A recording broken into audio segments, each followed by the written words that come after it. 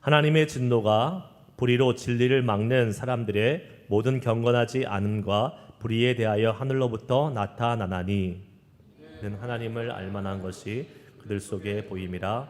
하나님께서 그들에게 보이셨느니라.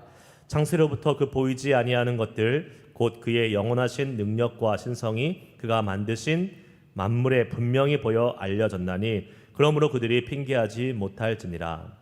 하나님을 알되 하나님을 영화롭게도 아니하며 감사하지도 아니하고 오히려 그 생각이 허망하여지며 미련한 마음을 어두워졌나니 스스로 지혜 있다 하나 어리석게 되어 썩어지지 아니하는 하나님의 영광을 썩어질 사람과 새와 짐승과 기어다니는 동물 모양의 우상으로 바꾸었느니라.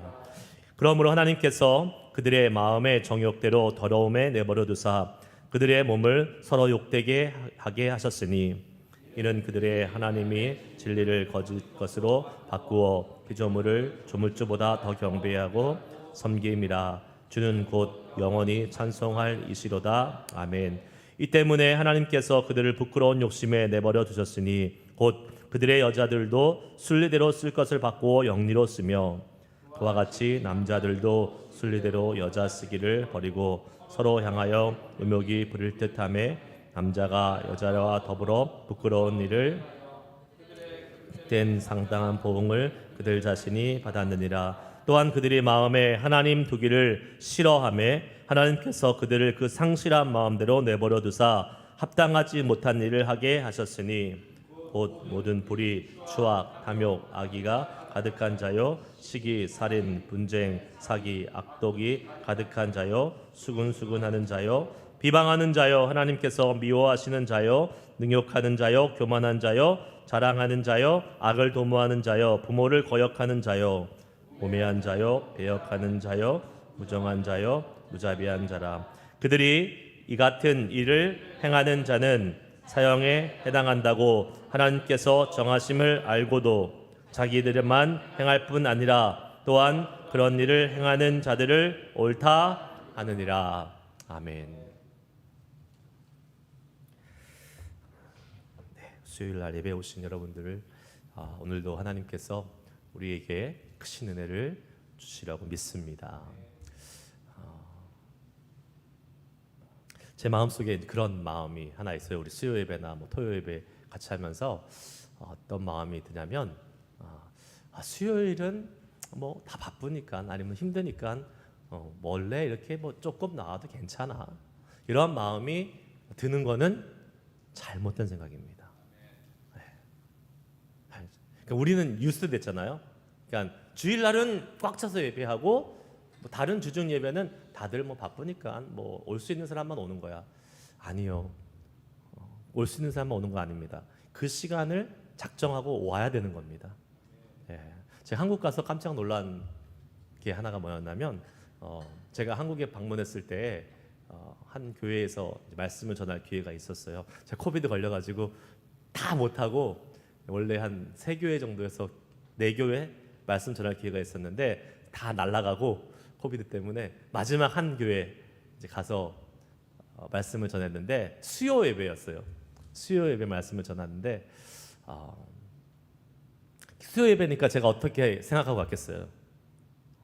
별로 사람 없겠지. 우리 교회 생각하고 네, 별로 사람 없겠지. 웬걸? 오유, 사람이 너무 많더라고요. 깜짝 놀랐어요. 그래, 이게 정상이고 수요일 날 못 오는 게 비정상이야. 저는 그런 생각을 하게 됐습니다. 우리도 모르는 사이에 잘못된 것에 유수되고 그 잘못된 것이 정상으로 여겨지는 그런 세대를 살아가고 있는 것 같아요.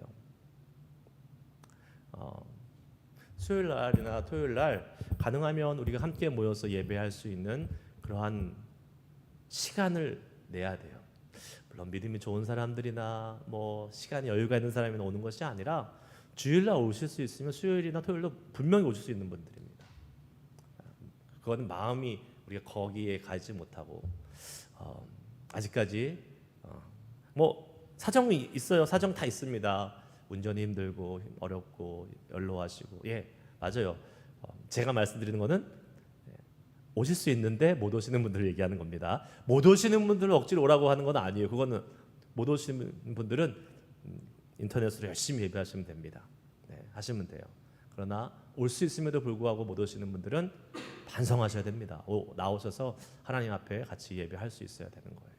그것이 하나님 기뻐하시는 모습이고 저는 그런 교회가 됐으면 좋겠어요. 수요일이든 뭐 토요일이든 주일이든 예배에 차이가 있어서는 안 된다고 생각해요. 숫자적인 면이나 예배의 영성이나 모든 면에 있어서 항상 동일한 교회, 은혜가 가득한 교회, 하나님의 영광이 가득한 교회, 그리고 사람도 가득한 교회, 그렇게 돼야 되지 않겠습니까? 네. 그래서 제가 이 얘기를 여기 나와 있는 분들한테 할 필요가 없죠. 나와서 앉아 계신 분들인데 제가 못하러 합니까? 예. 그러니까 같이 함께 격려해서 그러한 분위기를 우리가 같이 만들어가는 교회가 됐으면 좋겠다 하는 그러한 의미에서 말씀을 드리는 겁니다. 자, 오늘은 우리가 이교도도 복음이 필요하다라는 그 말씀 제목을 한번 나누려고 해요. 아마 전반부 25절 정도까지를 먼저 다루고 다음 주에 26절부터 32절까지를 다루려고 합니다. 자, 우리가 지난 2주에 걸쳐서 지금 앞부분에 있는 내용을 다루었습니다. 17절까지의 내용을 다뤘는데 맨 앞부분 이 1장 17절 이 마지막을 마무리하면서 뭐라고 얘기하냐면 우리가 유명하게 잘 알고 있는 복음에는 하나님의 의가 나타나서 믿음으로 믿음에 이르게 하나니 기록된 바 오직 의인은 믿음으로 말미암아 살리라 함과 같으니라. 의인은 믿음으로 말미암아 살리라 함과 같다. 이 말로 이제 앞부분을 단락을 마무리하면서 왜 의인은 믿음으로 말미암아 할 수밖에 없는가에 대해서 18절부터 이제 한 3장까지 쭉 기술해 나가고 있습니다. 바울은 왜 의인은 믿음으로 말미암아 할 수밖에 없는가? 결론부터 말씀드린다면 우리의 인간의 어두운 면이 있기 때문에 그렇습니다. 그 말은 뭐예요?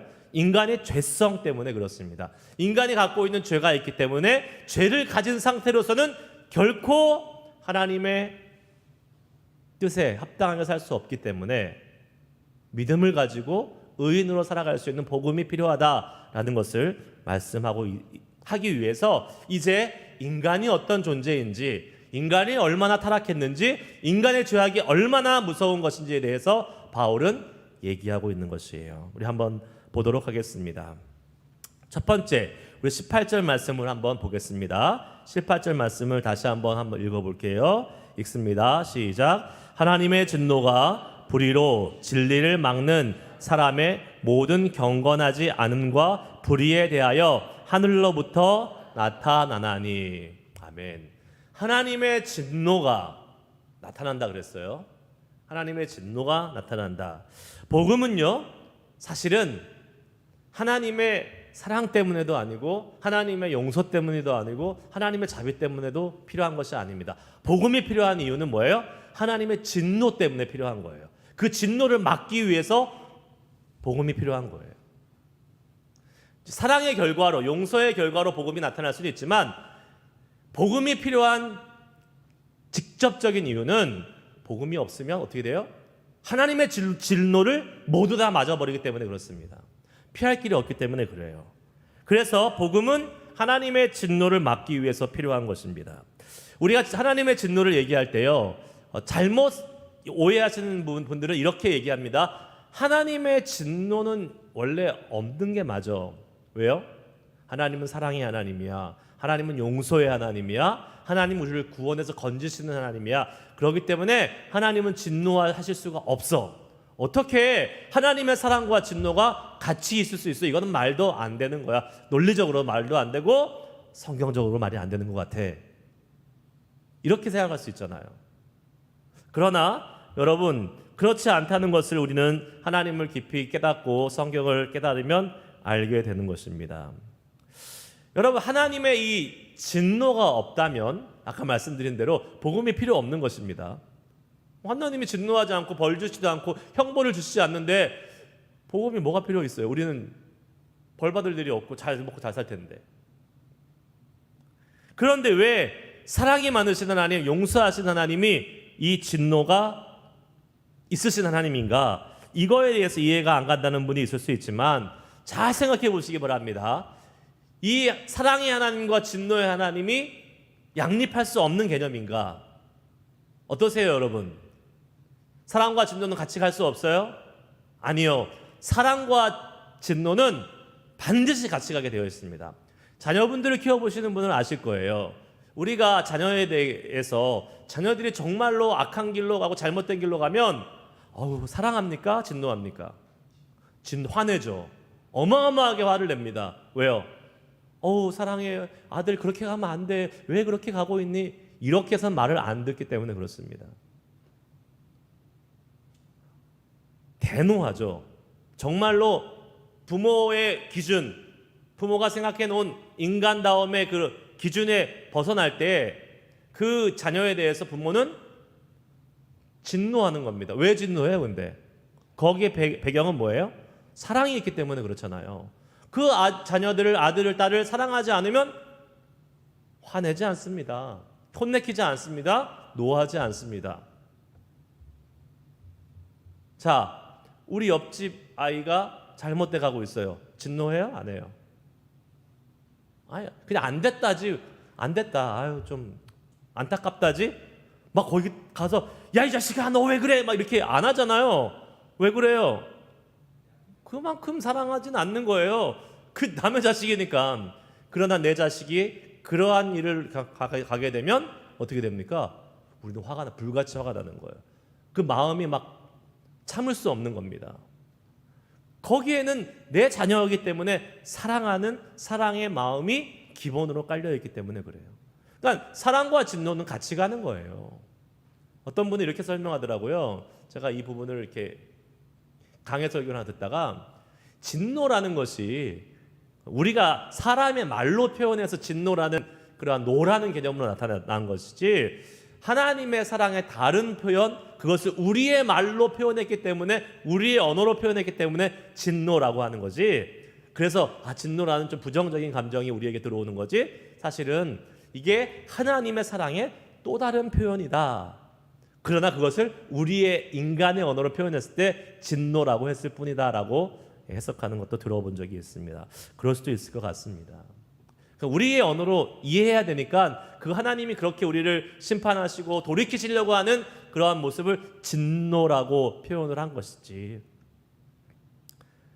다른 적당한 우리의 언어가 표현할 수 있는 방법이 없기 때문에, 사실은요, 하나님의 성품을 사람의 언어로 표현한다는 것이 불가능한 것입니다.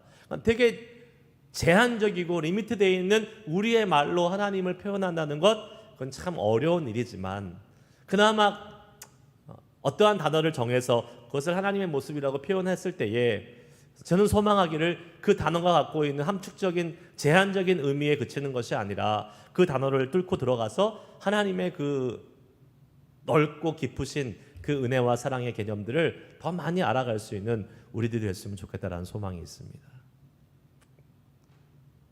우리가 자녀들에 대해서 사랑하기 때문에 노하는 것처럼, 하나님도 하나님의 자녀들, 하나님의 백성들을 사랑하시기 때문에 그 진노가 나타나는 것입니다.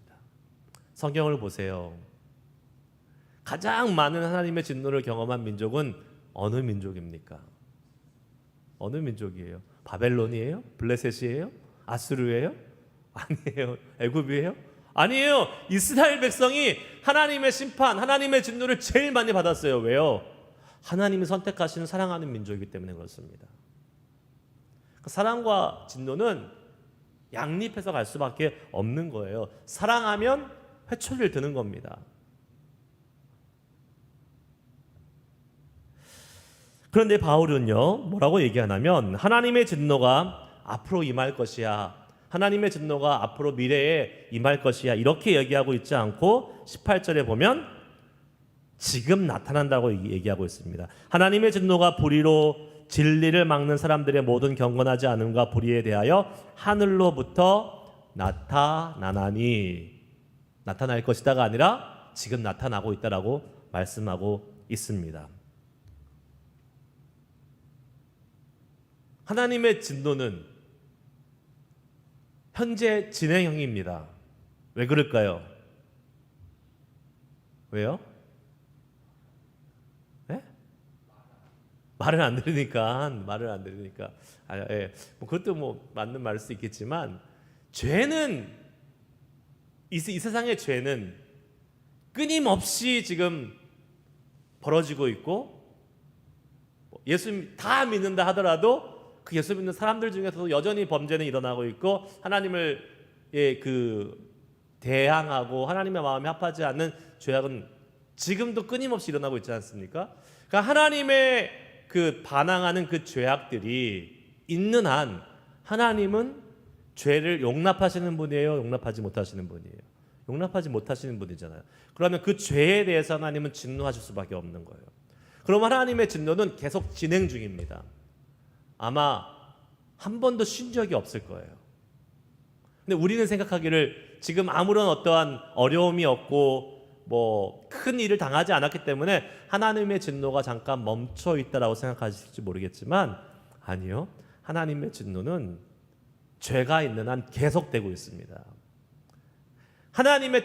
우리가 경험하고 우리가 느끼는 어떠한 특별한 어려움, 심판이라고 얘기하고 뭐 연단이라고도 얘기하고 고난이라도 얘기하는 하나님이 주시는 그 죄의 결과가 아니더라 할지라도 평안해, 별 문제가 없어요.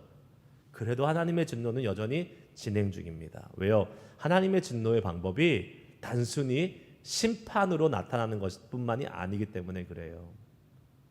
오늘 말씀에 보면 하나님의 진노는 그 상실한 마음을 그대로 내버려 두는 것도 하나님의 진노의 방법이라고 말씀하고 있습니다.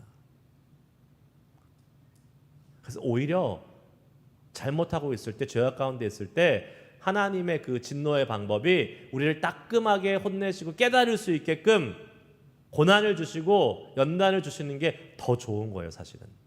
안 그러고 정말 하나님의 진노의 다른 모습인 그대로 놔두는 모습으로 나타나잖아요. 그럼 진짜 갈 때까지 가는 겁니다.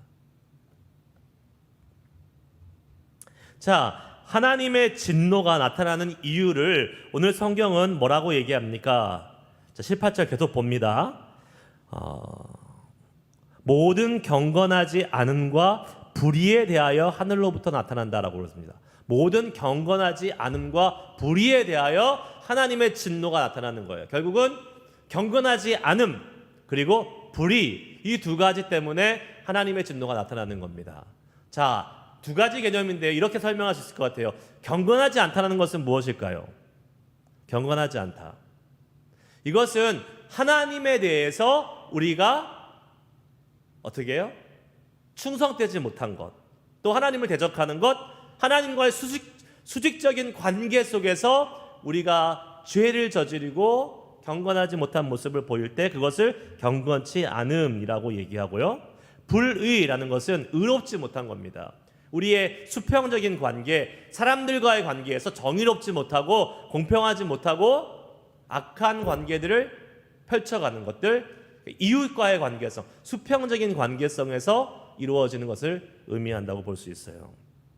자, 그래서 경건치 않음, 하나님에 대해서 경건치 않음, 사람에 대해서 불의한 수평과 수직이 다 파괴된 상태, 이것을 통해서 하나님의 진노가 임한다고 말씀하고 있어요. 이것은 뭘 얘기합니까? 사실은 율법의 가장 절대적인 두 가지 기준을 이야기하는 거예요. 하나님의 법, 하나님이 우리 인간에게 주신 이렇게 살아라 라고 말씀하신 그 수많은 율법을 한마디로 얘기하면 뭡니까? 하나님을 사랑하고 이웃을 사랑하라는 것인데 그것을 못하는 것이죠. 마가복음 12장 29절 31절 말씀을 같이 읽어보겠습니다. 같이 읽습니다. 시작. 예수께서 대답하시되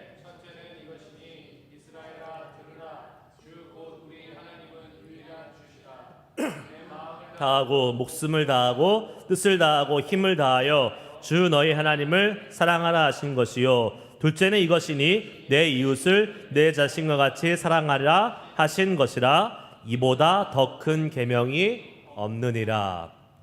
아멘. 하나님을 사랑하고 이웃을 사랑하는 것, 이것이 우리 믿는 사람 하나님의 자녀들에게 필요한 삶의 모습이죠. 그런데 그것이 안 될 때는 율법을 범하는 것이에요. 하나님의 명령을 어기는 것입니다.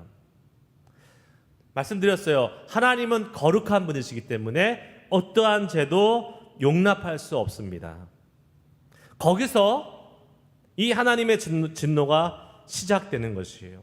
경건치 않다라는 말은 다른 말로 하면 죄악된 사람이다라는 것을 의미합니다. 우리는 이렇게 생각해요. 나 경건의 훈련을 하지 않으면 내 경건은, 내 믿음의 신앙 상태는 그래도 현상 유지는 하고 있을 거야 라고 생각을 합니다. 그러니까 우리가 이제 신앙생활을 10년 정도 했어요. 자, 10년 정도 하고 어느 정도 하나님의 말씀도 알고 또 하나님의 관계도 있고 또 하나님에 대해서 어떠한 릴레이션십이 쌓여져 있어요. 그러면 이제 내가 그렇게 말씀 생활하고 기도 생활하고 예배 생활하면서 그러한 신앙이 쌓였는데 그걸 안 해요.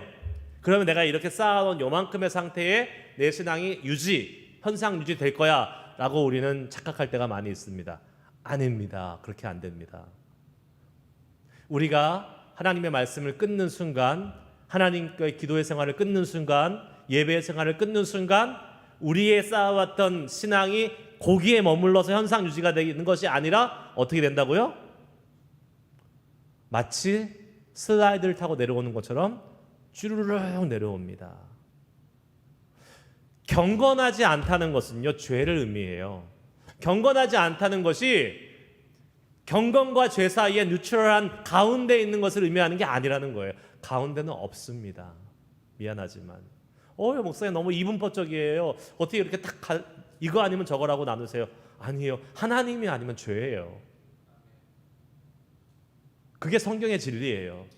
우리 안에 하나님이 없으면, 하나님에 대한 마음이 없고 하나님에 대한 경건의 마음이 없으면 그 다음에는 가운데가 아니라 뭐라고요? 죄의 마음이 우리 가운데 들어오는 거예요. 거기에는 타협의 여지가 없는 것입니다. 남자분들 젊었을 때 운동하신 분들은 아마 잘 아실 거예요. 근육 키우신다고 헬스장 가셔서 막 이렇게 하시는 분들 아실 겁니다. 그렇게 해서 몇 개월 동안 쫙 근육을 만들잖아요. 이렇게 막 만들면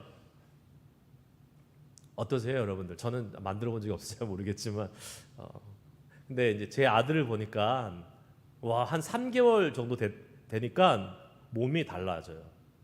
이렇게 근육이 생겨요. 딱 가슴도 딱 이렇게 나오고 이렇게 알통 딱 생기고 역삼각형으로 딱 바뀌더라고. 3, 4개월 만에. 그러니까 얘가 얼마나 열심히 했겠어요. 근데 그런 사람들 많잖아요. 그런데 그 사람들이 한결같이 하는 말이 뭔지 아십니까? 운동을 끊는 순간 그 빌드업된 근육이 유지되고 있어요? 아니요. 운동 끊는 순간 다시 옛날로 돌아가는 겁니다. 근육 물렁물렁해지고 똥배 나오고 바뀌는 거예요. 그러니까 스탑하는 순간 현상 유지가 아니라고요. 스탑하는 순간 내려가는 거예요. 점점점 밑으로 가는 겁니다. 안 좋은 모습으로 가는 거예요. 신앙생활 똑같습니다. 우리가 하나님의 말씀과 기도 훈련과 경건의 훈련을 해 나갈 때 우리의 믿음이 그때 유지되면서 조금씩 성장하는 것이지, 경건의 생활을 끊잖아요. 그럼 어떻게 된다고요? 다시 옛 자아로, 죄악된 자아로 넘어가는 거예요. 그래서 경건치 않음이 죄라는 겁니다. 하나님에 대한 죄라는 거예요. 디모데전서 4장 8절에 이런 말씀 있잖아요. 육체의 연습은 약간의 유익이 있지만 경건은 뭐라고요? 경건의 범사에 유익하니 금생과 내세에 있는 약속이다. 경건은 범사에 유익하다. 육체 아까 말한 이런 근육 키우는 거는 약간의 유익이 있다 그래요. 근데 경건의 훈련, 경건의 연습, 경건은 모든 면에서 유익하고 이 땅에서뿐만 아니라 하늘나라에서까지 유익한 것이 바로 경건이라고 말씀하고 있습니다. 자, 그런데 이 하나님과의 경건이 완전하지 못하고 약하고 아니면 없는 사람은 하나님과의 관계만 끝나느냐? 그것이 아니라는 거예요. 그 모습은 뭘로 나타난다? 불의로 나타난다는 겁니다. 사람과의 관계성으로 나타나는 거예요. 하나님을 부인하는 사람들의 관계는 늘 불완전하고 늘 문제가 있을 수밖에 없습니다. 여러분이 이렇게 생각할 수 있어요. 인간의 성선설을 주장하는 사람들이 있어요. 여러분, 성악설이 있고 성선설이 있는 거 아시죠? 도덕 시간에 공부하셨은 분들은 다 아실 겁니다. 누가 그런 말 했는지는 기억이 안 나지만 그런 게 있어요. 성경은 성악설이에요, 성선설이에요? 성악설이에요. 예. 사람은 악한 존재예요. 왜 사람을 이렇게 부정적으로 봐요? 좀 좋게 봐주면 안 돼요? 여러분 자신을 보세요. 좋게 봐줄 수 있나? 내 자신을 보세요. 좋게 봐줄 수 있겠어요? 아니요. 이렇게 얘기합니다. 우리가 아무리 사람이 도덕적이라고 할지라도, 아무리 내가 선하게 살려고 사람들 사이에 모여서 우리 선하게 정말 우리가 갖고 있는 가장 선한 모습을 가지고 유토피아적인 사회를 만들어보자, 안 만들어집니다. 왜요? 인간의 선함, 하나님 없는 인간의 선함, 결국은 사람이 갖고 있는 죄성과 이기주의로 바뀔 수밖에 없습니다. 같은 사람이라 할지라도 여러분, 인류의 역사를 한번 보세요. 막 계몽주의가 발달하고 사람들 사이에 지식이 발달하고 그러면서 이 사람의 그 지식 수준이 막 올라가는 그때에 어떤 일이 막 근대화가 이루어지고 모더니즘이 막 나타나면서 과거에 약간 좀 무식하고 미개인처럼 살던 그 세대를 벗어나서 좀 사람답게 사람들이 살려고 했던 그 시절에 일어났던 모습 중에 하나가 뭔지 아십니까? 노예제도입니다. 노예제도. 그러니까 우리 인간들은 똑똑하고 인간들은 그 갖고 있는 이성을 사용해서 불의를 저지르면 안 되고 잘못을 하면 안 되고 정말 선하게 살아야 되고 좋은 나라를 만들어야 돼, 좋은 사회를 만들어야 돼 라고 사람들이 생각했지만, 그 사회에서 생긴 제도는 아프리카에서 사람들을 잡아다가 같은 사람을 노예로 부리면서도 아무런 양심의 거리낌이 없었던 시절. 사람이 똑똑하다고, 사람이 양심적이라고, 사람이 괜찮다라고 생각하는 그 시절에 가장 끔찍한 범죄를 국가적으로, 나라적으로 저질렀던 시절이 바로 그 시절입니다. 오늘 말씀도 얘기하잖아요. 사람이 지혜 있다 하나 스스로 어리석게 됐다. 그때 얼마나 그때 막 문명이 발전하고 지식이 발전하고 그랬습니까? 그런데 노예를 막 부리면서.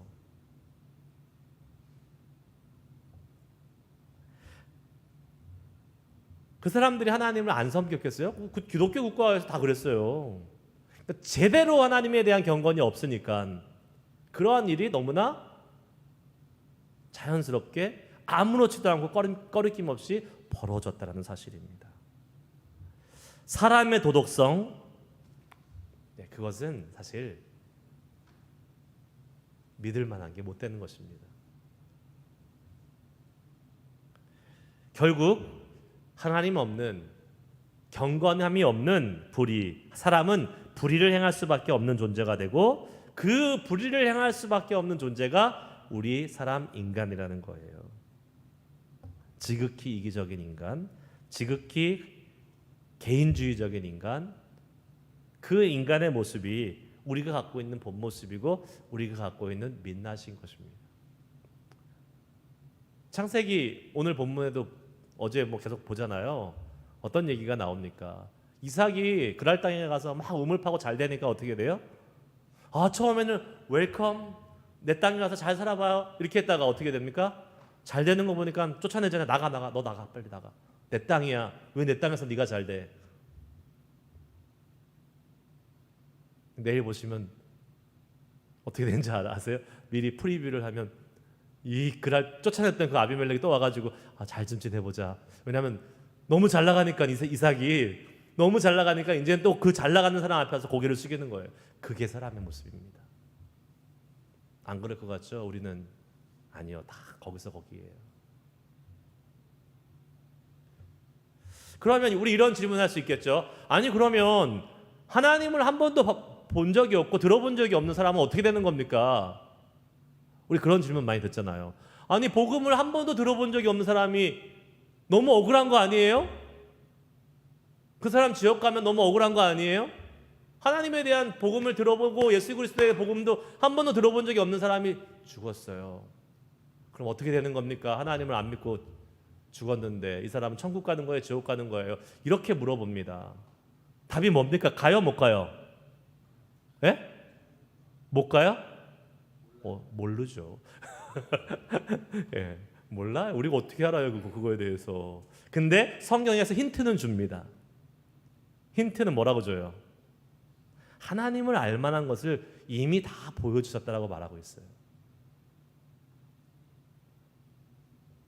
19절에서 21절 말씀을 보면요, 하나님이 자신을 어디에 드러나셨다고 했냐면 피조세계, 결국 우리가 살고 있는 이 세계에 자신을 드러내셨다라고 말씀하고 있습니다. 피조물을 보면 영원하신 하나님의 능력과 신성의 존재를 알 수밖에 없는 거예요. 여러분, 자연을 보십시오. 자연을 보면 우리의 인간의 생각으로 이해할 수 없는 놀라운 일들이 많이 있습니다.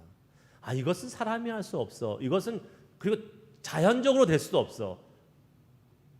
그러한 경이로운 일들이 참 많이 있어요. 저는요, 너무 신기한 게 이 계절이 바뀌는 걸 보면 너무 신기한 거예요. 어떻게 이렇게 딱딱 시간에 맞춰서 계절이 바뀌는 것을 볼 수 있을까? 오차 하나 없이 이렇게 이게 진행되는 것을, 이게 너무 신기한 거예요. 뭐 우리 캘리포니아는 좀 덜 느끼겠지만 그런 게 뭐 한두 가지입니까? 자연을 보면. 근데 이 자연을 통해서 왜 변명하지 못한다고 하냐면 하나님을 알 수 있는 수많은 것들이 이 자연 안에 들어있고, 그 자연을 통해서 예수 그리스도라는 복음이 어떠한 사정에 의해서 전해지지 못하는 사람은 그 피조 세계에 나타난 하나님을 인정하고 아는 사람들이면 저는 그런 사람들에게 구원은 보장될 수 있지 않을까라는 생각을 해보게 됩니다. 뭐 잘 몰라요. 아까 말씀드린 모른다 그랬어요. 여기에 대해서는 제가 그렇다 안 그렇다 그러면 제가 이단되기 때문에 얘기하면 안 돼요. 몰라요. 그거는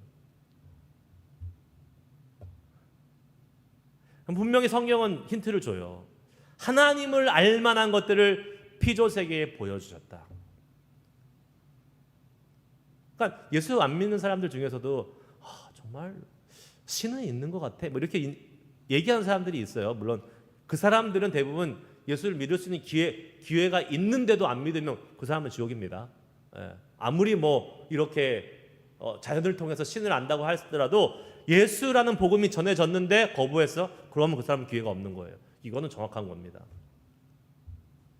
자, 바울은 창조주 하나님을 외면하기 때문에 사람들이 얼마든지 알 수 있는 이 피조세계에 투영되어 있는 하나님의 이미지, 하나님의 모습들이 있는데도 불구하고 그것을 외면하기 때문에 사람들이 내 자신이 누구인지, 세상이 왜 이러한 모습으로 변해가는지를 이해할 수 없게 된다라고 말하고 있어요.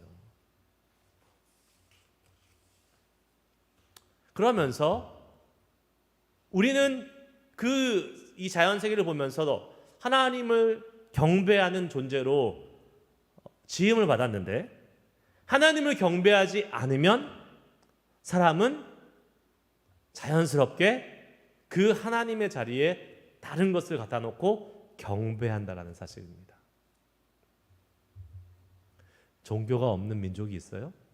종교가 없는 민족을 본 적이, 종교성이 없는 민족을 본 적이 있으세요?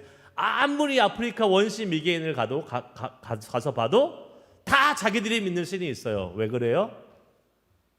사람들의 마음속에 하나님이 원래 사람을 창조하실 때에 하나님을 경배하도록 창조하신 이 하나님을 찾아야지만 되는 그러한 하나님이 사람의 본성을 허락해 주셨다는 겁니다.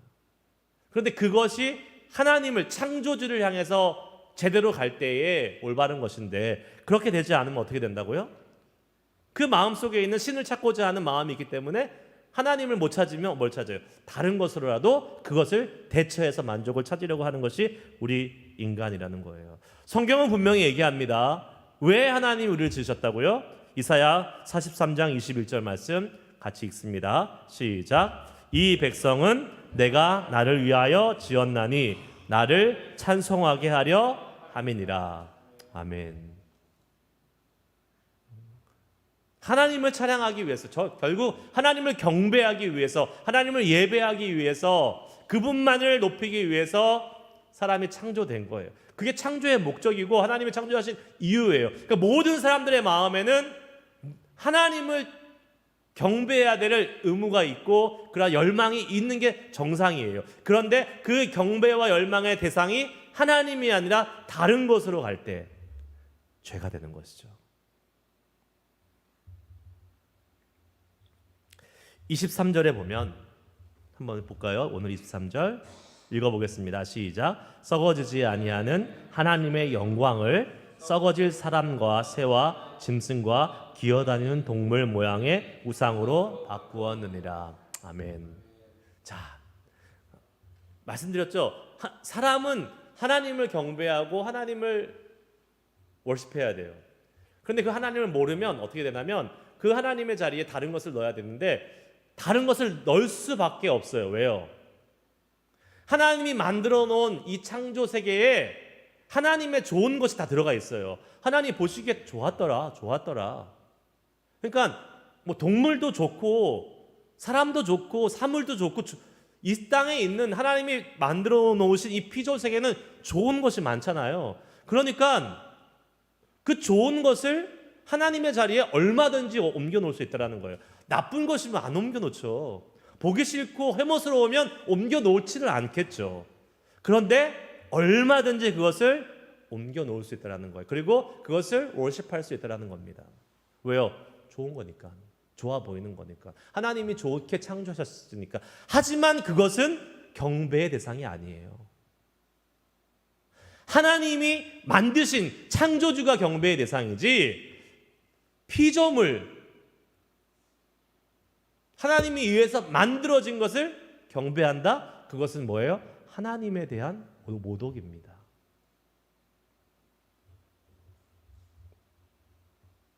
하나님을 경배하지 않으면요, 사람은 쉽게 피조물을 경배하게 되어 있습니다. 그것은 창조의 질서를 어지럽히는 것이고, 여러분, 인간은 하나님의 형상으로 만들어졌기 때문에 하나님을 예배하고 월십할 수 있는 유일한 존재가 인간이에요. 그리고 우리가 갖고 있는 데스티니, 운명은 하나님을 향해서 예배하고 경배하는 그분의 성품, 그분의 선하심을 바라보면서 사는 것이 우리의 지음받은 목적인 것입니다. 자, 그런데 우리는 이것을 한번 생각해 봐야 될 것입니다. 우리가 원하는 것, 우리가 소원하는 것, 우리가 바라는 것, 다른 말로 얘기해 볼게요. 우리가 기도하는 모든 것이 응답되는 것이 좋을까요? 아니면 때때로는 거절당하는 것이 좋을까요? 거절당하는 것이 좋습니다. 늘 거절당하는 게 아니라 때때로는 거절당하는 것도 좋아요. 왜요? 왜 그럴까요? 우리가 드리는 간구가 모두 다 선하고 모두 다 거룩하고 모두 다 하나님의 뜻에 맞는다라고 보장할 수 없기 때문에 그렇습니다. 우리의 욕심에 의해서 나오는 것들, 하나님의 뜻에 반하는 것들, 하나님은 이것이 아니라고 얘기하는데 내가 갖고 있는 욕망과 내가 갖고 있는 욕심에 의해서 내가 주장해서 하나님을 설득하려고 나아가는 기도 제목도 얼마든지 많이 있습니다. 그때는 하나님이 그걸 들어주시면 안 되는 거예요. 그때는 거절당하는 것이 유익이고 복인 것입니다.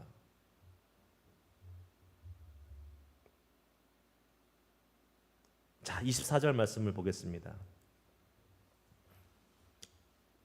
자, 읽겠습니다.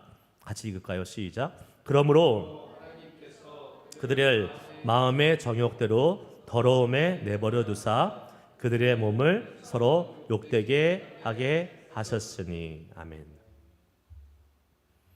자, 자기의 마음대로 자기의 정욕대로 더러움에 내버려 두셨다라고 하나님 말씀하십니다. 이게 아까 말씀드린 대로 하나님의 진노의 하나의 다른 방법입니다. 심판, 고통, 회초리 들고 때리는 것뿐만 아니라 가만히 놔두는 것. 이것도 하나님의 어마어마한 진노의, 더 무서운 진노의 방법이세요. 그러니까 다른 말로 얘기하면 하나님이 우리가 잘못된 길로 갈 때에 거기에 브레이크를 걸고 안 돼, 그거 아니야 라고 개입해 주시는 그것이 우리에게 아픔이고 고난이고 어려움으로 다가온다 할지라도 더 유익하다는 거예요. 꼭 필요하다는 사실입니다. 그런데 우리는 어떻게 생각해요? 우리는 어떻게 해요? 내 삶에 아무런 역경이 없고 고난이 없어. 잘 먹고 잘 살아요. 그런데 예수는 없어요. 그런데 그걸 축복이라고 얘기해요. 하나님의 진노 중에 있는 걸지도 몰라요. 어떤 분은 이렇게 얘기할 수도 있을 것 같아요. 야, 내 자식이 잘 됐대요. 명문대학 가서 좋은 직장 얻고 좋은 회사 들어가서 샐러리 많이 받으면서 잘 먹고 잘 살고 있어요. 하나님의 정말 큰 축복이에요. 교회 안 다녀. 그렇게 얘기하는 사람 여러분 못 보셨어요? 전 많이 봤는데. 많이 봤어요, 진짜. 교회 다니는 부모님들이 그렇게 얘기하시는 걸 많이 봤습니다. 축복이에요? 아니에요. 축복 아니에요. 그거는 지금 그 자녀는 하나님의 진노 중에 내버려 둔 거예요. 오히려 진짜 심하게 얻어맞고 돌아오는 게 나아요. 직장 잘리고, 아니면 정말 심한 병에 걸리든가 해서 돌아오는 게 훨씬 더 큰 축복이에요. 그러니까 그가 당하기 전에 돌아오는 게 제일 좋죠. 그렇게 돼야 돼요. 근데 잘 안 돼요. 그게 잘 안 돼. 그게. 여러분, 만약에 여러분 그런 기도 하실 수 있겠어요? 정말? 내 자녀들이 아니면 나의 남편이, 나의 아내가, 나의 부모가 예수 믿지 않고 잘 되고 있어요. 잘 살고 있어요. 그럼 하나님 앞에, 하나님, 내 사랑하는 가족이 주님 앞으로 돌아오기 원합니다. 한 대 때려주세요. 심하게 때려주세요. 그렇게 기도하실 수 있겠어요, 여러분? 그렇게 기도해야 돼요, 사실은. 그래야 진짜 그 가족을 사랑하는 사람입니다. 축복 아니라니까요. 예수 없이 그냥 잘 먹고 잘 살고 있는 거 축복 아닙니다.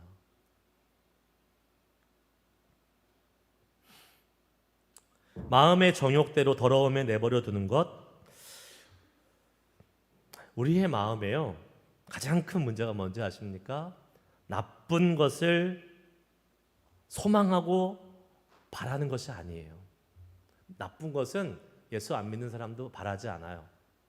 문제는 뭔지 아십니까? 좋은 것을 과도하게 욕망해서, 바래서 창조된 좋은 것을 숭배와 섬김의 대상으로, 곧 신으로 삼는 것에 있는 것입니다. 나쁜 것은요, 예수 안 믿는 사람도 다 싫어해요. 다 안 해요. 그런데 좋아 보이는 것, 선해 보이는 것, 우리 그냥 교회 안 가고 하나님 안 믿고 예수 안 믿어도 나름대로 잘 착하게 살고 있어, 이렇게 생각한다니까요. 거기에 문제가 있는 거예요. 나 도네이션도 많이 하고 체리티 센터에다가 도네이션도 많이 하고 내 할 도리 다 해. 잘 살고 있어. 잘 사는 게 아니라니까요. 하나님이 없으면 그 다음에 그 자리는 하나님이 아닌 다른 것이 채워져 있는 것입니다. 그걸 꼭 기억해야 돼요. 우리가 과욕을 부려서 원하는 것을 손에 넣는 것, 그것이 우리의 삶에 일어날 수 있는 최악의 결과라는 겁니다. 자, 그러면 우리 인간은 어떻게 여기로부터 탈출할 수 있을까? 여기로부터 나올 수 있을까?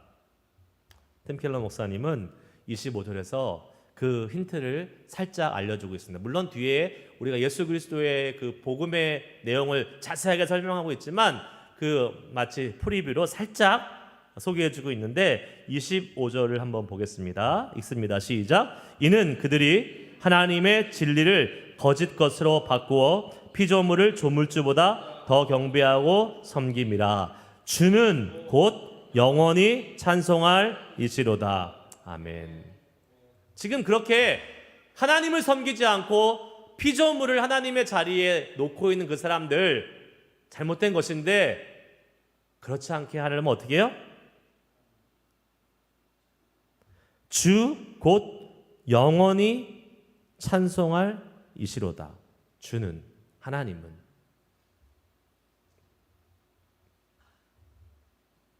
우리가 하나님을 인정하고 찬양할 수 있는 사람은 그리스도 안에서 우리가 사랑받고 용납되고 복받았다는 복음을 깨달을 때만 가능한 것입니다. 그렇지 않고 하나님을 찬양할 수 있어요.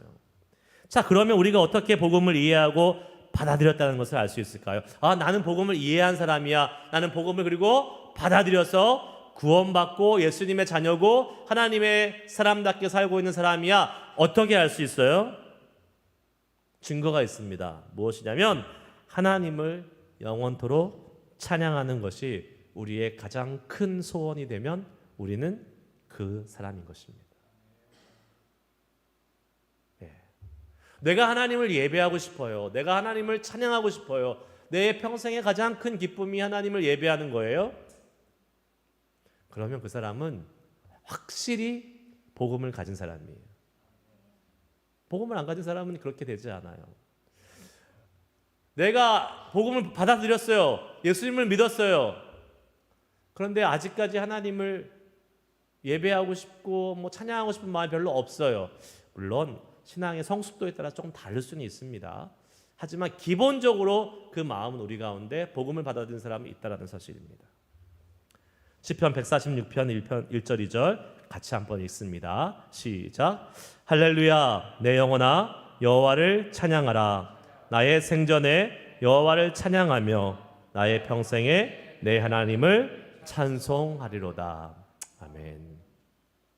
자, 말씀 이제 마치겠습니다. 우리는 오늘 말씀을 돌아보면서 하나님과 이웃 사이에 있는 우리의 관계를 한번 돌아볼 수 있어야 될 줄 믿습니다. 내 신앙이 수직적으로 올바른 경건을 가지고 있는가? 수평적으로는 정말로 공의롭게, 정의롭게 사람들을 대하고 있는가? 특별히요, 여러분, 하나님을 모르고 예수님을 모르는 사람들을 불쌍히 여기고 긍휼히 여기는 마음 가져야 됩니다. 그들은 이대로 두면요 죽습니다. 심판을 면할 방법이 없습니다. 핑계대지 못합니다. 핑계대지 못한다고 분명히 성경에서 기록되고 있어요. 나 예수님 몰랐는데요. 그런 말 안 통한다는 거예요. 그러므로 우리는 우리가 행할 수 있는 가장 큰 의는 뭘까요? 복음을 전하는 거예요. 복음을 전하는 거. 또한 우리는 하나님만 경배해야 됩니다. 즉 경건 훈련 잘해야 돼요. 그것을 쉬거나 놓으면 현상 유지가 아니라 내리막이라고 그랬습니다. 우리의 경건의 삶을 돌아보세요. 내가 과연 정말 하나님의 이 경건을 위해서, 하나님과의 경건을 위해서 부단히 애쓰고 훈련하고 있는가? 가만히 되는 게 아니잖아요. 경건은 훈련이에요. 싫어도 내 몸을 움직여야 되고, 싫어도 군사들 훈련 받을 때 싫어도 딱 그 규율에 따라서 움직이는 것처럼 하나님이 정해놓으신 방법대로 우리가 살아가는 겁니다. 훈련하는 거예요. 성경 읽는 것이 싫어도 읽어야 돼요. 기도하는 거 힘들어도 해야 돼요. 수요일에 나오는 거 힘들어도 나와야 돼요. 훈련이에요, 다 훈련.